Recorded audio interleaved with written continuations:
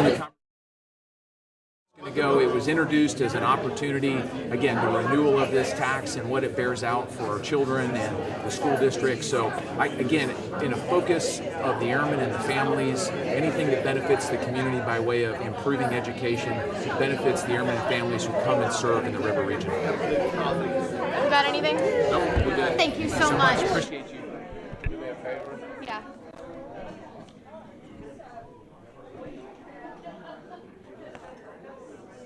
Yeah. All right.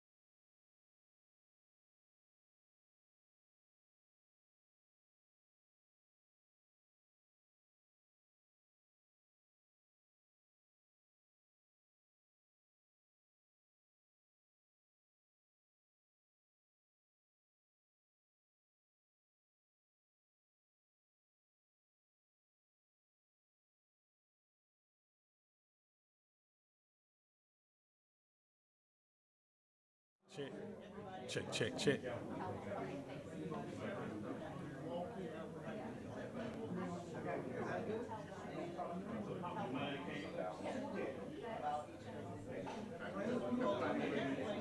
That's a sad commentary. You have to tell us that don't be all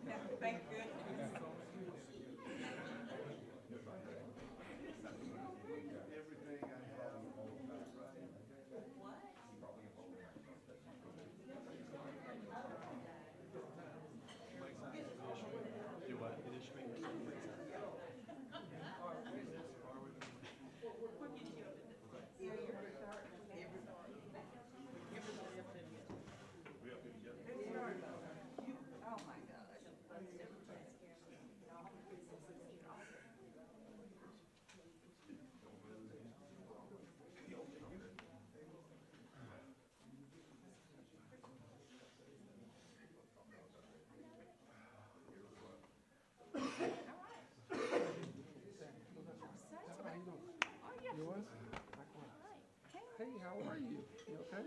Good to see you. Good to see you too. Gordon? Mayor, sorry, I didn't see you. That's okay. Good to see you. Likewise. You doing okay? Hey, Ray, good to see you, sir. Good to see you. Tim, we all. You all ready? I think so. Yep. Okay, we're all here to what? Oh, sorry. Oh, okay, we are all here to discuss the 3.5 mil property tax that's on the ballot next week, Tuesday, March 5th. Let me emphasize, this is a renewal tax. This is no new tax. This has been around for 40 years. So we're just voting to renew it. It's so important that it's not only an investment in our school system, but it's an investment in our community and the continuance of our economic stability and future growth. So it is important that we get the word out that we need to renew this tax. This money is being used for essential resources within our schools. So we have so much momentum in the school system right now, and Dr. Brown is doing just a fantastic job, and I've seen for myself everything that he's doing, and we made so much progress. The momentum is going forward. Let's not go back. Let's not go backwards. Renew this tax. It's just a renewal. Good afternoon. Thank you so much. I wanted to say basically it's important that we're able to support this 3.5 mil renewal. This is something that we're going to say this a number of times. It has been on the books for 40 years. This is monies that have been able to support the district through numbers of issues that we've had to confront over the decades. And as most of us know, we have historically been an underfunded district. This is essential to how we continue to operate. This particular tax yields about $11 million per year for us. That's $11 million per year. And when I arrived here in 2022, we talked about the whole notion of how we're going to build programs. So we're having conversations about building dual enrollment and expanding that. That process is happening now and has already taken place. We're talking about potentially an early college program at one of our schools. We're talking about expanding options for our kids in terms of school choice. We're talking about how we continue to build our magnet programs. All these things are things we anticipated doing going into the future. So this is about building. The last thing we want to be in a position to do is then begin to dismantle. That's the opposite of what we should be doing as a community. So I urge you to continue to support this. These funds are essential to how we become the 21st century district that we want to be, that our kids deserve to be. And we should be on par with any other district in this state. I'll really give a quick example of how we compare to one of our neighbors here in the district, looking at what Birmingham does in terms of their numbers of mills and things of that nature. Now, mills are not a mill in every district, so I won't get into the craziness of that. But Birmingham is about 30 mills. We're nowhere near that. So if we're talking about decreasing the numbers of funds that we actually have, we're falling behind some of our competitors throughout the state to make our kids solvent, to make them be able to compete globally. This is not about positions. This is about essential services that our kids need. We're talking about transportation. We're talking about infrastructure. Many folks have seen our buildings and the types of things we've had to do and the cost of construction that's taken place over the course of the last couple of years. You know that we had a renewal that was we had an ad valorem tax that was passed in 2020, completely unrelated to this, that was supposed to help us build our infrastructure. That was going to yield about $400 million for us to build schools. That same $400 million right now only gets us about $260 million. So now we're in a position we're talking about decreasing the numbers of funds we've had to be sustainable for all these decades. That's not the direction we need to be going, and I urge you to continue to support this, to get out and vote on Tuesday, and know that our kids are the ones who need this. This is not about the adults. This is about programming and building on a legacy that we're trying to establish long-term for not only today's kids, but our future kids coming over the course of the next 30 years. Thank you.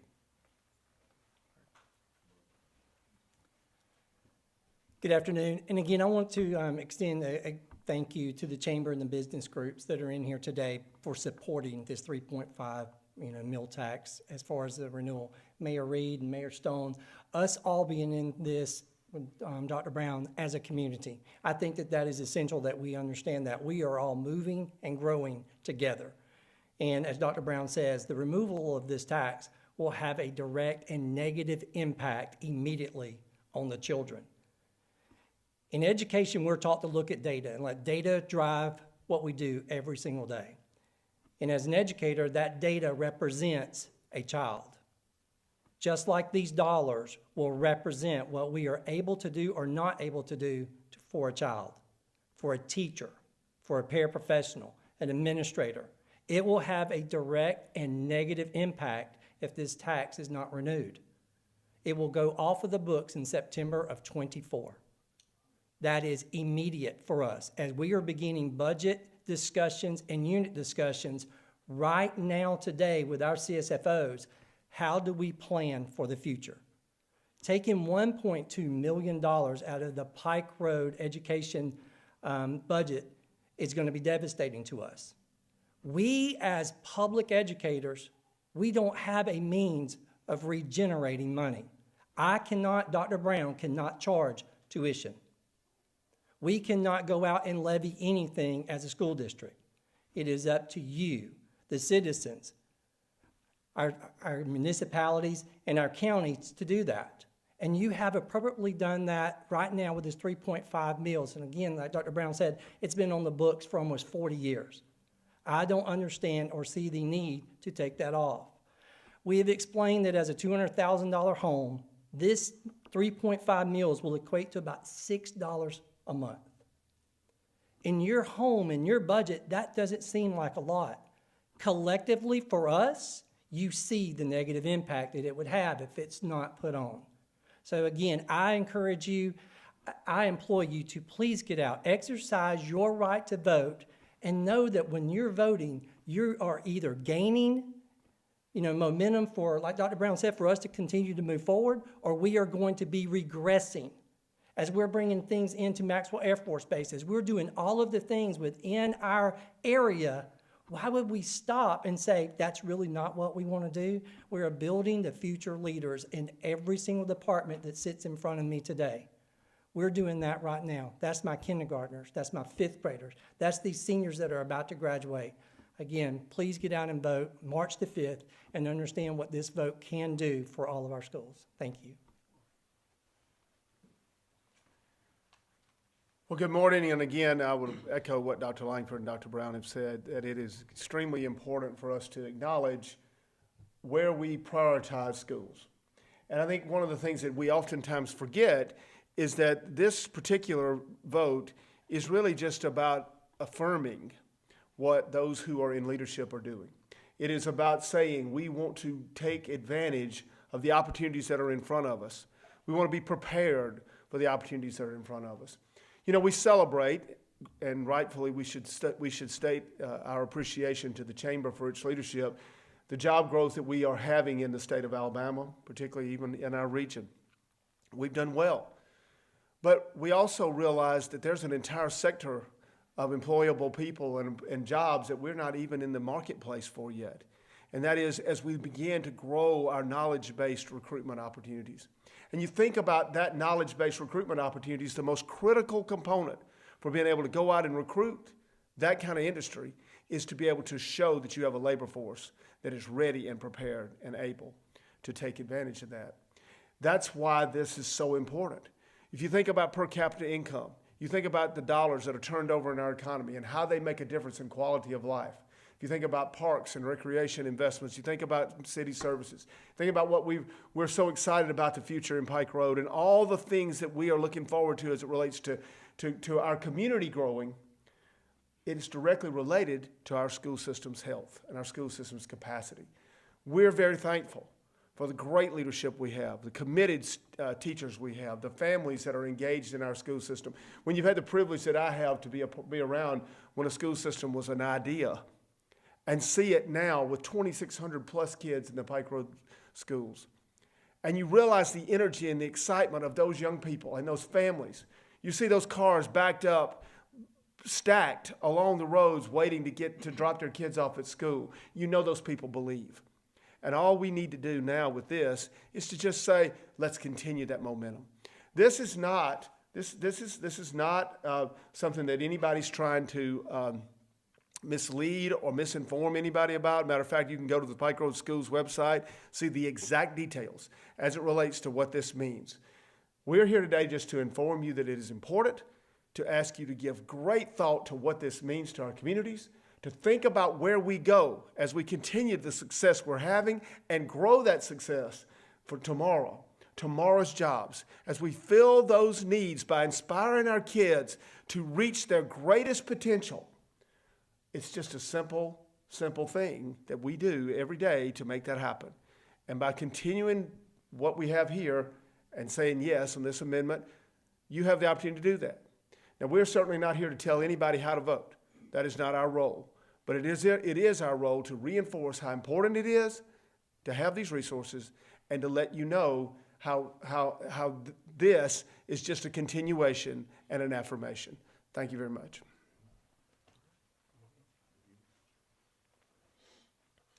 Good morning.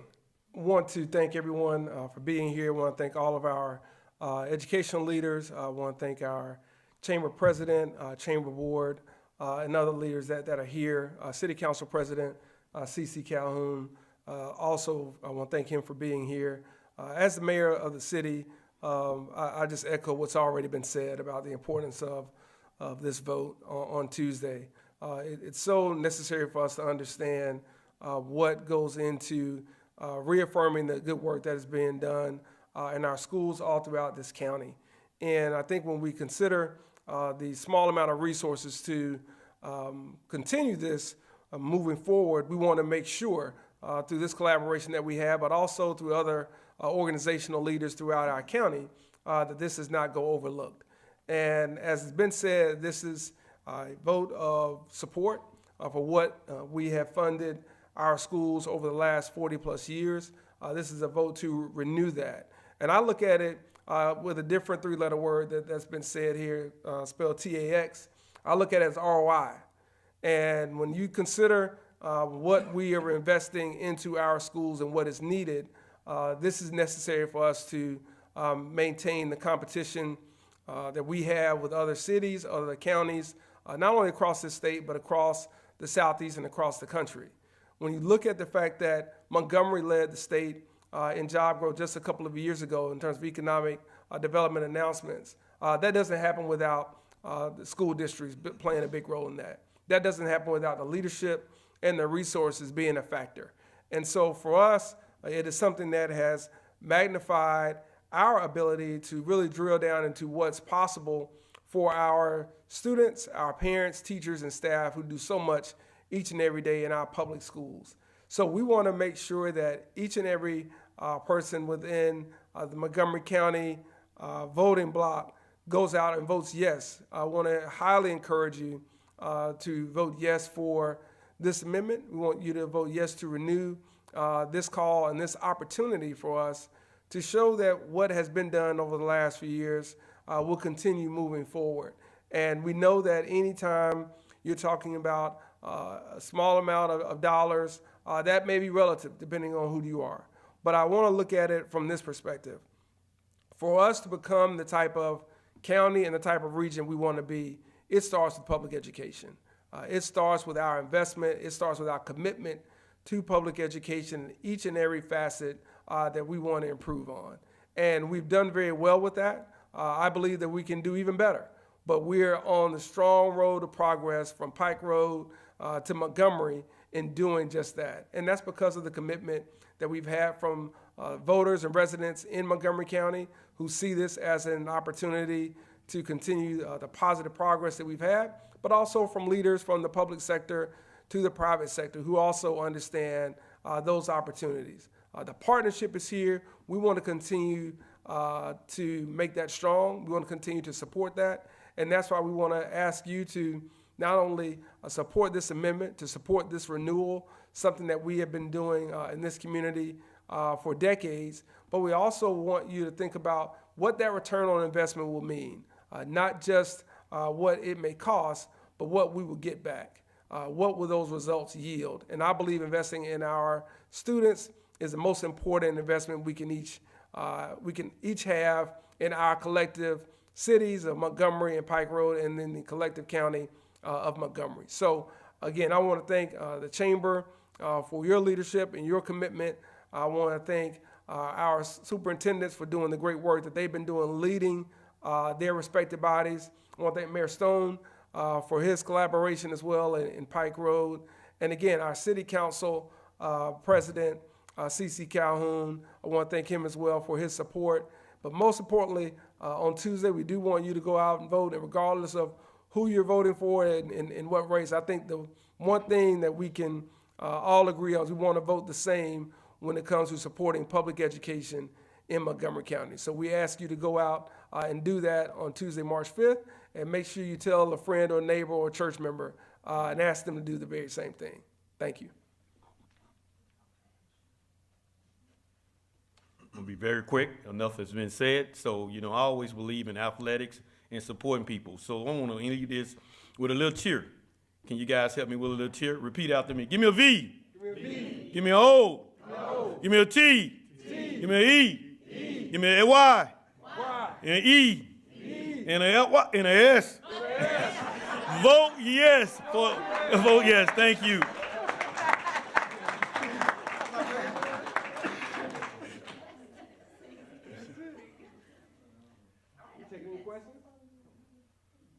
Anybody have questions? Everybody's available after Andre. You want to do it now? Real quick, just talk a little bit if we can.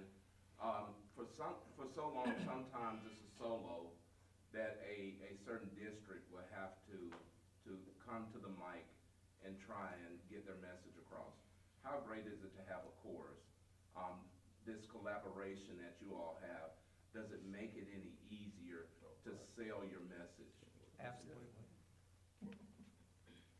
I will jump very quick. Yes, it is made a lot easier, I think, when you have all of us, singing the same song about public education, because it impacts, again, so much. And again, not even just in Montgomery County. This is a county initiative, but Montgomery County is the heartbeat of Central Alabama, and what we do impacts this entire region.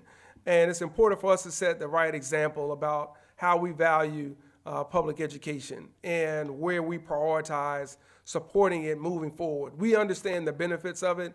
We just have to continue to make those commitments to it. And I think having partners both from our superintendents as well as mayors being involved, our city council and our chamber makes it a lot easier, because we all have an audience maybe that we can reach a little bit easier than maybe someone else can, and to be able to speak to that and be able to speak to the importance of how it impacts all of us relative to our communities is just a lot simpler to do. It's a lot easier to do when you have multiple people singing the same song and being on the same page where that's concerned. So having this type of collaboration cannot be underestimated, because you see it goes across jurisdiction lines. It's about the kids, and it's about ultimately our future as a region.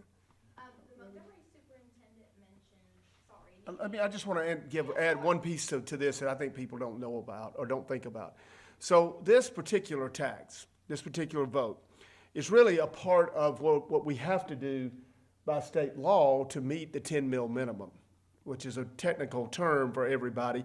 But in reality, there's a double side to this. And it's why it's really important that people understand the facts. We by every county in Alabama, all 67 counties, have to have at least a 10 mil minimum to be able to get their dollars from the state foundation program. So if this is not renewed, then we still have to meet that 10 mil minimum. So those dollars that we're talking about not being able to fund programs, literally, we have no choice but meet that 10 mil minimum. So by virtue of this was put on the books to allow us to meet that 10 mil minimum, and that then allows us to leverage these dollars to get more resources from the state. So it's really important, I think, for all of us to recognize coming together and having more voices, as the mayor said, Mayor Reed, it is so important that we all understand that we don't really have a choice but meet that minimum. This is the tool that we've been using for 40 years to do it, and it has certainly been an effective tool and something we need to continue to do so we maximize the opportunities for the state. Every county in Alabama will have to meet that 10 mil minimum. This is not something we have done uniquely here in Montgomery County. Dr. Brown mentioned what cuts would be made if you didn't have, what that money is going towards. The specific question is for Pike Road. You mentioned how much money would be cut or affected.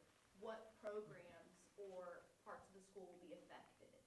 Well, it's really simple for us. Again, as a new school system, like the mayor said, each school system has to have that 10 mil match. So we use this 3.5 mils to do that. So it's like I explained to my teachers, we give a little of this to get a lot. So we get about $19 million, of course, from the foundation. Here's how it directly impacts us. I have to replace that 3.5 mils. And as I told you earlier, I can't generate funds, so I have to have existing funds. We will have to pull the $1.2 million from our local sales tax that we receive from Montgomery County. So where does that money go right now?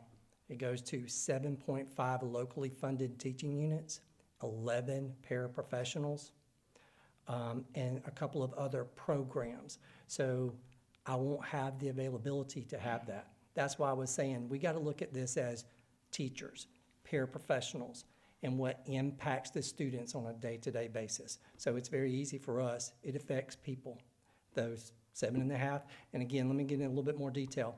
So those are in excess of what the foundation gives me. So those are the ones that I need extra in some of my special education classes, especially all of my paraprofessionals. These are some of my tutors that stay after school and perform intervention every single day for the students that may be a little bit behind. And if I don't have that, you know, it's just devastating. That's what I'm saying. So I can tell you directly where our money goes. This question is for either Pike Road or Montgomery. Dr. Brown. I'm sure a family with children or kids that will eventually be in the school system is like, yeah, here, this is not that much of a pay cut or money that you're taking from me. But what would you say to somebody that says, this doesn't apply to me, I don't have kids? I think it's important to understand that strong schools mean strong communities and vice versa. So if we're not willing to do that, we all suffer. When schools begin to suffer, so do property values. That affects other people's bottom lines at home. So despite the fact someone has children in school or not, they are impacted by this. We also want to be in the spirit of understanding that communities are supposed to build with each other and support each other. This is about humanity and how we actually move forward as a people to make sure we're able to take care of the next generation.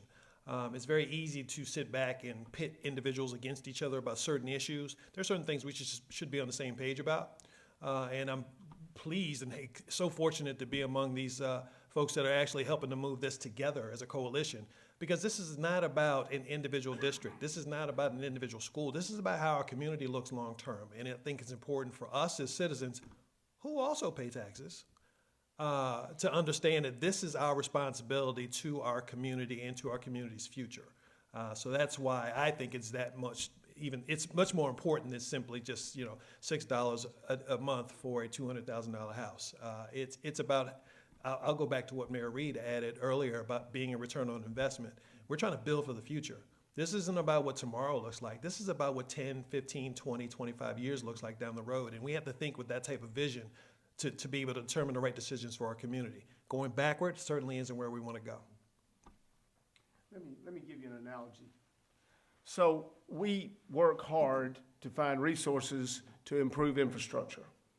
So oftentimes you'll have the ability to leverage dollars with the county or with the state, and if you put in 20%, they put in 20%, 40%, and by virtue of putting that together, you get enough money to do your infrastructure work. So let's say you wanted to go after some transportation dollars, Mayor.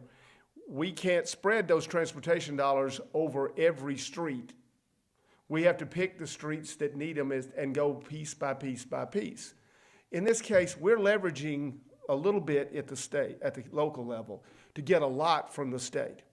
Those dollars then will be spent where those most critical needs are, as identified by our school leaders. But if we don't do that, we don't have the opportunity to fix those issues, just like you wouldn't have the opportunity to fix those streets. And ultimately, you never know when you're going to drive across that street. And here, you never know when you're going to come in contact with the next opportunity that having a better school system is going to provide you with. And in this case, I can't wait to see what can be done as we continue to grow our education level. Everybody in the state knows that Huntsville has the most booming economy. It's not hard to figure that out if you look at the data. And if you look at the data educationally across that North Alabama corridor, all of those school systems are churning. That's what these are the simple little decisions that are made every day by these professionals. But it's one that's really important that we have a role in. And we need to make sure we give them the ability to leverage as much as they can so that whatever we're doing, it impacts every single citizen, not just the street in front of my house, every single citizen. Any other questions or comments? I got one quick question. Jamal Thomas with Gumtown Magazine. We're going live right now. You all explained the importance of this county tax and everything. But what happens if this tax is not renewed on Tuesday? Like, what's next? What's the plan B? For us, that would mean, as we mentioned earlier, this expires in September of '24. So there may be some other opportunities down the road. But for us, we start making decisions or making, but it's budget time now. We start making decisions about how this money will not be there, which means we're looking to cut programs, or we're looking to cut transportation, or we're looking to cut amenities that we may have that our kids benefit from. So I can't give you a definitive answer today because we hopefully won't have to have those conversations. But those were things that will be painful for both us to do and for kids to actually experience once they're done. The bottom line is we're trying, and I mentioned this earlier, we're trying to build school districts. We're not trying to dismantle anything, and we need resources in order for that to happen. Going backward is a very tall task to have to confront, but we have to understand that in order to be the preeminent districts that we want to be, we need the resources and support and community effort to make that happen.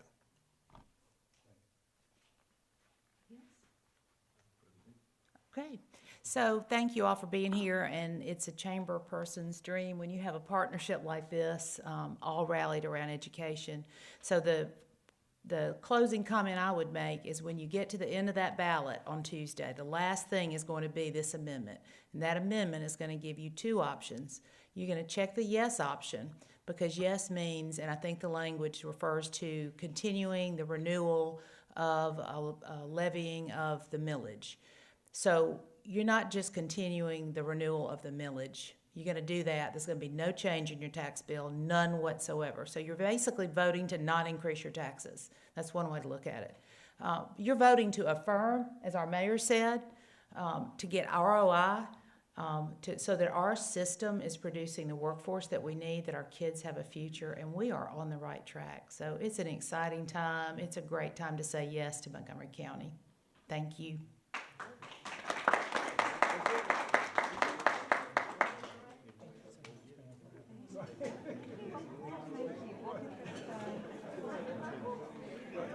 Thank you, glad we're on. Thank you again. Thank you so much. Listen, I appreciate